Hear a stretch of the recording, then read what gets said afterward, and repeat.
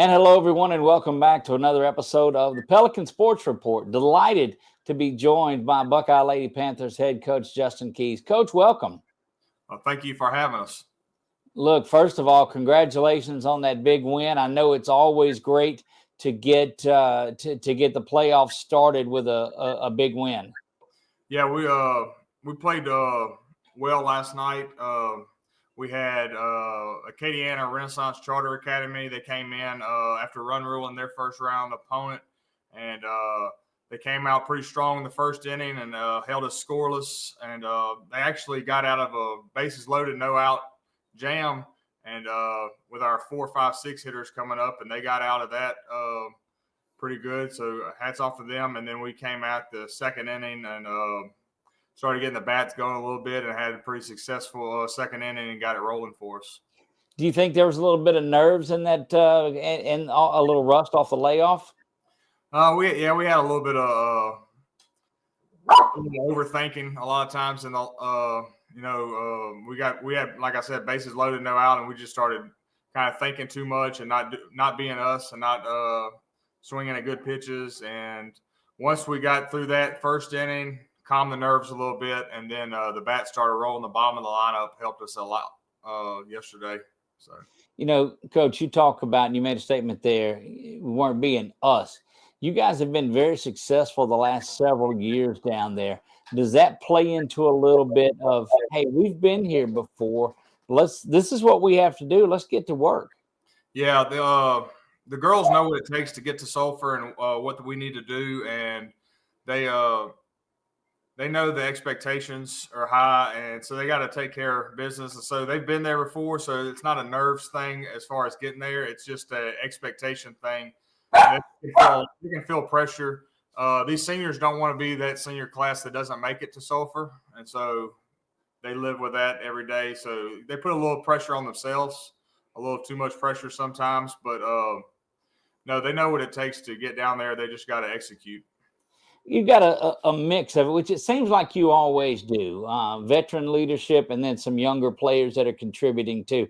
Has there been some adjustments because you lost some key figures off your team last year? What's that adjustment been like? Yeah, we lost 4 seniors last year that played prominent roles. 3 All-State players, 4 All-District players, different things like that. When they graduated out, we had to find new leadership, and what we're trying to find out through the year is we got people like Addison Mitchell and Ricky Nitz that lead by example. They're not going to be big vocal leaders, but they're going to do everything the right way, and they're going to make sure everything falls in line and everybody does their part the right way. But then with that, you got holes to fill that people like Liv Henry and Allison Brosette did, the vocal leadership. And we got some young girls that are starting to do that. Riley Ryan and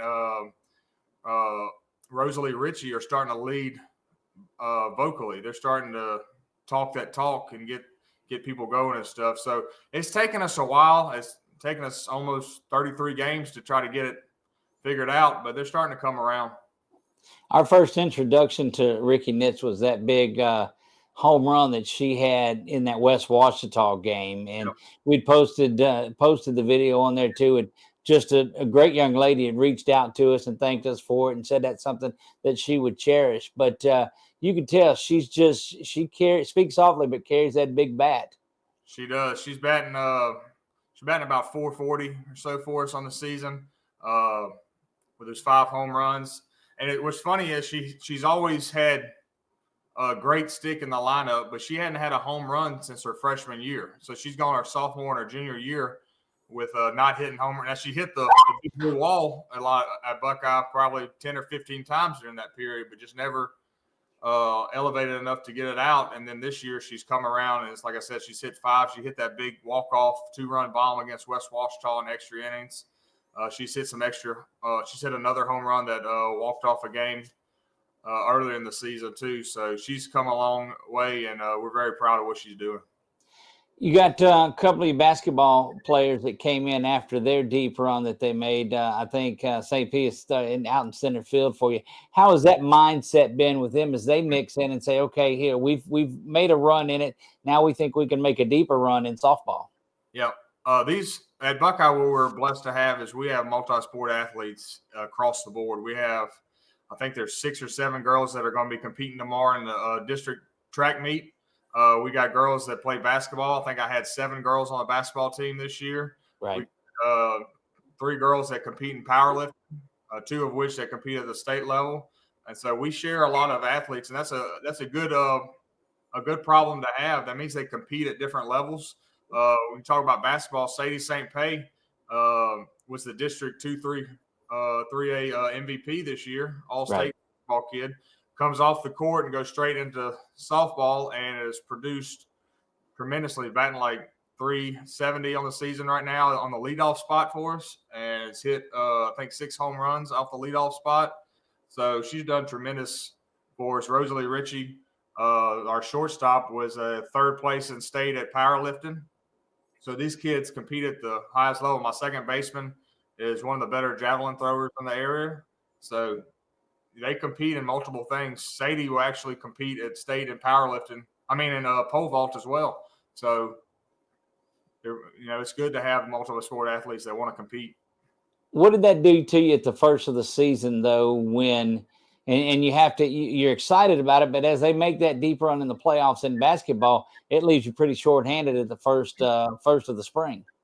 Yeah, when we the first games when you're playing, you have a Hall of Fame game against Kaplan, and you're missing kids. It end up being a 0-0 ball game, and then you play your first game of the season. You open up with Pineville, who goes from the first pitch of the season to the last pitch of the season as the number 1 ranked team in Division I Select. Right.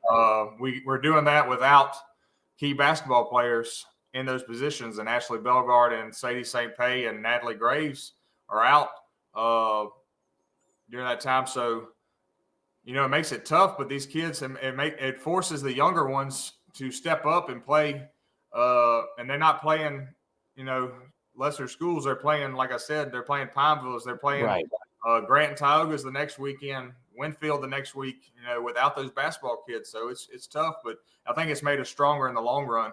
Anytime you can get kids to just compete and, have to fight for what they earned, makes you a better team. Look, you mentioned the name Natalie Grace. Folks that watch the show a lot and watch the Buckeye Sports on 446 Sports know that name. She was just out busy hitting a 3-pointer to win a basketball game down at Frederick Douglass. Yeah. Nat, in December, they were playing, I think, in the Manny tournament, and she actually tore her UCL. So that's that ligament. You heard of Tommy John surgery. That's that ligament that she tore. And they've opted not to have surgery to rehab it. And they rehabbed, and Nat's such a tough competitor. They rehab, and she was going 3-4 times a week rehabbing. She could barely shoot a basketball the week before the playoffs started. She gets out there, and she does well in that opening round game. And then they go down to Frederick Douglass, and when they try to take away St. Pay and Allie West, who's another player for us, if in softball, Nat decided to step up and take the team on her shoulders, and she hit, I think it was either 4 or 5 threes, she ended up with like 18 points, and she's doing this with a torn UCL in her shooting arm. So now when it comes to softball with that, she's still not able to really throw the ball much. You'll see her with us running bases. We're just still trying to rehab to get her ready, mainly trying to get her ready for next year in basketball and softball. So for us, she's just going to she's still not 100%. She's still struggling through throwing a softball, those mechanics. So she's going to run bases for us, and she's very good on the base paths. Look, we saw that in the couple of games that we saw personally as well. And folks that are watching will say, well, Doug, what does basketball have to do with anything? Well, one, like you said, it shows that they're well-rounded athletes. But I'm going to tell you what, it's a competitive bunch, and that translates over to the diamond, this competition, because when you get and start making your way to Sulphur, you're battling and you're fighting every inning, every day. Yep. Yeah, it's nothing's easy once you get to this point. Once you get to the quarterfinals, especially, there's nothing easy. And so these girls have been battle tested. They know they've been in tough situations in other sports, and this will be their their 4th straight quarterfinal appearance. So they know what it takes to to compete at that level and play in hostile environments. A lot of these girls were on this team that went to the quarterfinal in Lutcher in 2022, so they know what it's like to play in hostile environments in any sport. So it's very good. Always encourage your kids to play multi-sports, guys. That's all I'm going to say. Hey, don't hold back, kids. Encourage your kids to play multi-sports. Move your season around, move schedules around, whatever you need to do to make sure these kids can play multi-sports. Look, and what they've got to be careful of is not extending these seasons too far out where they overlap there here in the schools, because that causes even more chaos. Yeah.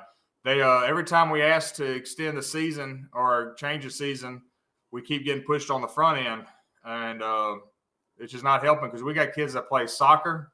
You're going to overlap into that. A lot of these sports teams and softball, their kids play soccer. Their kids are in cheerleading. I think 4 in cheerleading as well. You move to the front, now you're running into a basketball season and all that. So we got to do something. Baseball got that pass where they're moving stuff back 2 weeks. So hopefully the next voting cycle next year, they'll do that for softball and move it back 2 weeks. Because at the end of the day, it's about these kids. It's not our accomplishments. It's not what's best for us as coaches. It's what's best for these kids. It's their 4 years. It's not mine. Let these kids play as many sports as they can. Look, and that's great wisdom on there too. And first time ever you talk about the seasons getting pushed back. This is the first time that I can remember that baseball season ended before softball season did, and that boggles my mind.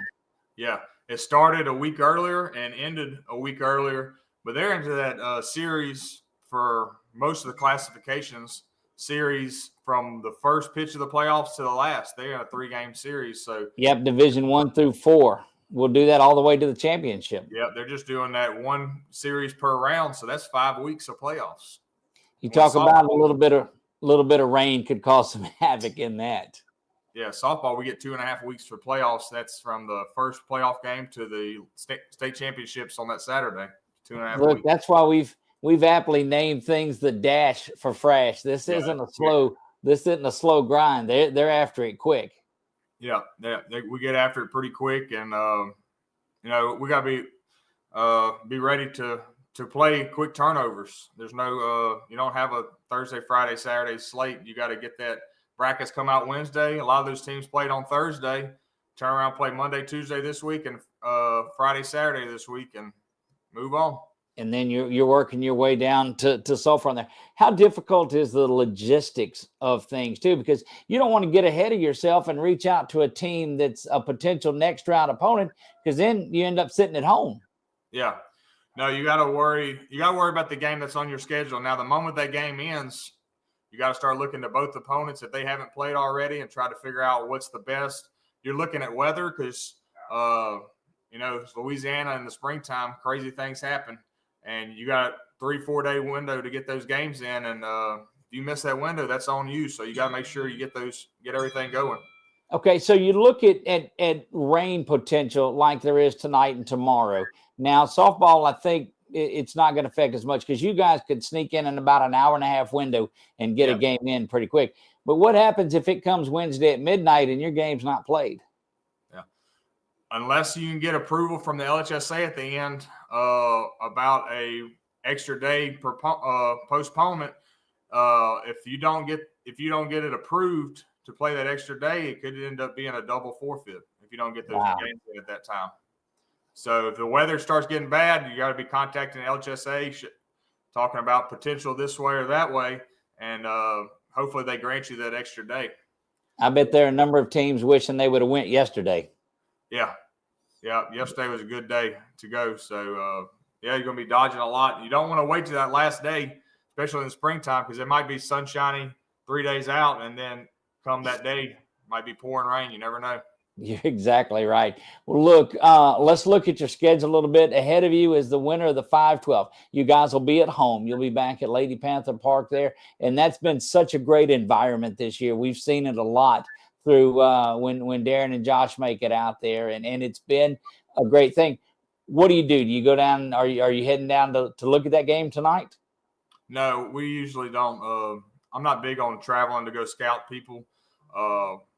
what I've done for 16 years is I just want to know how fast their pitcher is, who's their best player, can we run on their catcher, and that's about it. And after that, it's all about what we do. I just need to know those basics, and then we'll figure out the rest on that.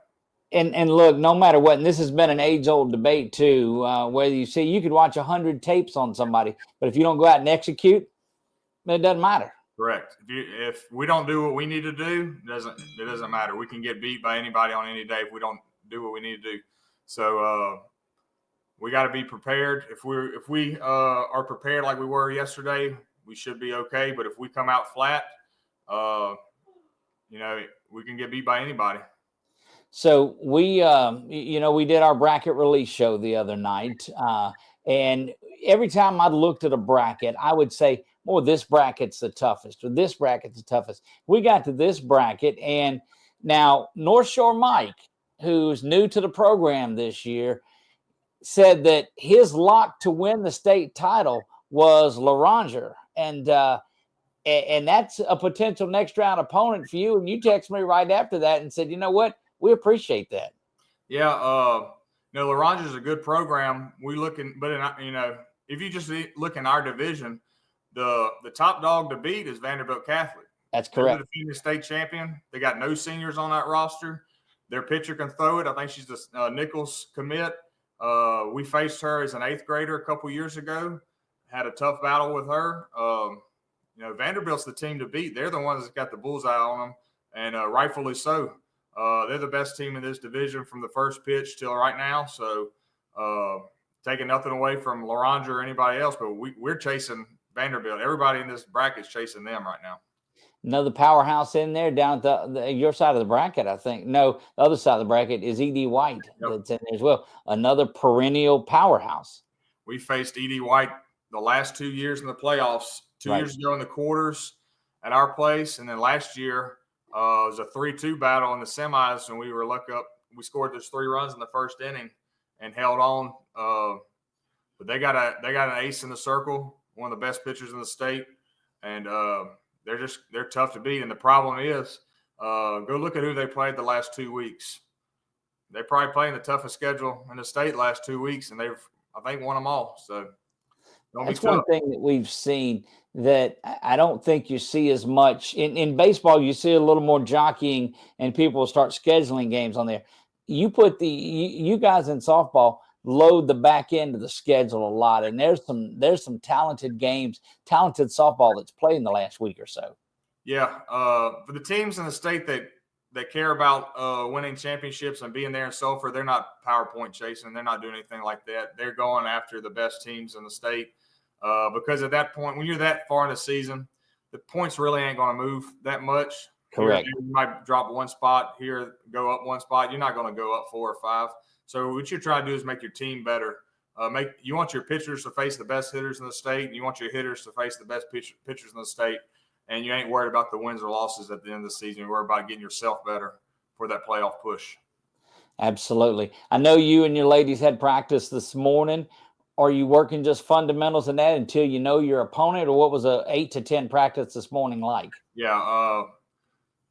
Today we just tried to work on getting ourselves better. Not worry about, we didn't go over either potential opponent.